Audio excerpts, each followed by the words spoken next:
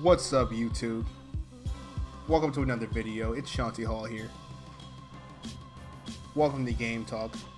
This series I discuss games that I watched from the previous night. Today's game, New York versus OKC. You can see the game playing in the background. This game made a few headlines due to some comments by a former New York Knick. I think you know who I'm talking about, Carmelo Anthony. He said he didn't like how he was forced out of New York. He didn't appreciate how he was treated. And playing for OKC is a breath of fresh air. All these things may very well be true. The way he ended in New York wasn't a great situation. It was ugly. It was forceful. Him and Phil didn't get along. I think he really loved the city. It's too bad that he couldn't stick around the team to become maybe a vet for the younger players. It's a very young team. Kristaps Porzingis is sporting some of his lofty goals to the Sports Tribune. Defensive Player of the Year, MIP, and an All-Star are his goals for this season. All very obtainable. I think for MIP, he needs to average 25 points a game. Which brings me into our next portion, the numbers from the game. Kristaps Porzingis, 31-12. Enes Kanter, 10-7. Those are the scoring and rebounding leaders for the Knicks. For the Thunder, Russell Westbrook, 21, 10, and 16. First game, first triple-double. PG-13, 28 and 6. Melo, 22 points. So a great debut for the big three there. Final score, 84-105. Frank and Willie coming off the bench. Willie Herm-Gomez, all rookie first team last year. Surprising to see him get so few minutes this game.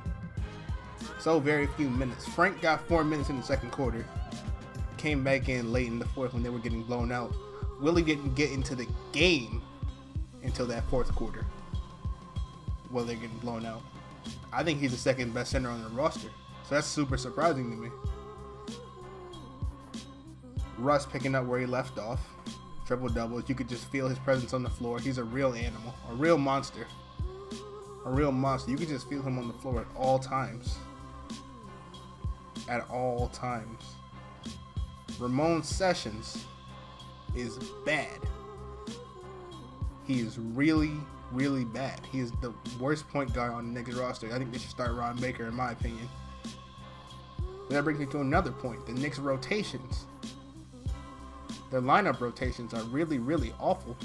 Why are you playing so many veterans on a young team? Why did none of the young players get playing time?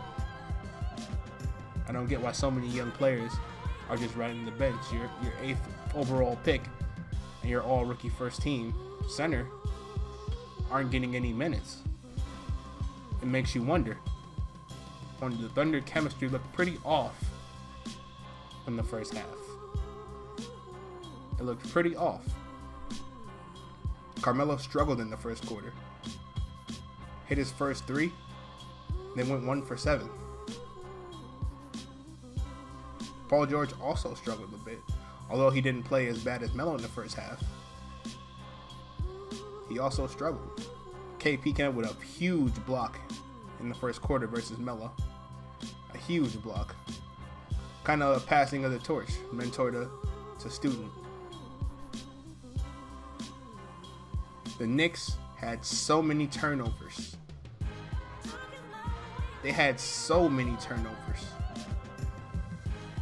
They can win games. The Knicks can win some games this year. They're not that bad offensively, and they've much improved defensively from last year. But they gotta chill with the turnovers. They need a point guard in there who's not Ramon Sessions to get the ball to Kristaps Porzingis so he can go to work. Because obviously when he gets the ball, he's handling business. That's really all I had for my game thoughts. Not analysis, it's just thoughts. So now that we've gone through our thoughts about the game. I wouldn't call it analysis, just my thoughts, just some quick takes I took from the game. I wrote down some notes to get everything out that I had while I was watching the game. I'm going to give you guys my picks for tomorrow's game. We'll come back next video and see how I did. Make a little game of it, you know? So for the first game I have tomorrow, we have Hornets versus Hawks. I'm taking the Hornets there. I think the Hornets have a lot of big man depth. Tyler Zeller or Cody Zeller, I can't remember which one. And Dwight Howard versus the Hawks, not so good big men. Versus the Hawks, not so good big men. I think that'll be the difference maker in that game. Pacers, Blazers. I think the Blazers are probably pretty hot coming off that 48-point victory against the Suns. I think they'll continue that, go 2-0. The Pacers aren't a very good team. I don't expect a lot from the Blazers this season, but I expect them to win easy games like that. Celtics, Sixers. I'm actually going to take the Sixers in this one. The Celtics, with the loss of Gordon Hayward, they lose a lot of scoring there. They still got to build chemistry. Kyrie didn't look good last game. I'm going to need to see a little bit more from the Celtics before I start picking them for games like this. The Sixers, they have a lot of chemistry. They looked good last game. A missed call kind of cost them the game. So I'm going to take the Sixers in that game. Pistons, Wizards. I don't think the Pistons are very good. I think they'll be a playoff team, but in a weak East, probably a 7 or 8 seed. The Wizards, however, I think are a very good team. And I think they should easily win this game. Andre Drummond could go up and have a big game, but I don't expect much of him right now. He didn't look that. I mean, he had a big rebound game last game. He didn't look very great that last game, though. So, I'm going to take the Wizards there. Cavs, Bucks, probably the game that'll be watched for tomorrow. I'm going to take the Cavs. Their depth is crazy. They have crazy depth. The Bucks are a good team. They're a playoff team. Probably top 4 seeds. But they're not there yet. They're not even there. They're not there yet at all. Look for Giannis to have a big game. LeBron, as always, have a big game.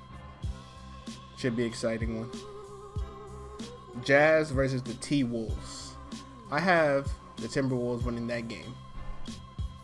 The Timberwolves winning that game. I think their high-scoring, high-powered offensive talent is going to overwhelm the Jazz. I know the Jazz have the best rim protector in the NBA in Rudy Gobert.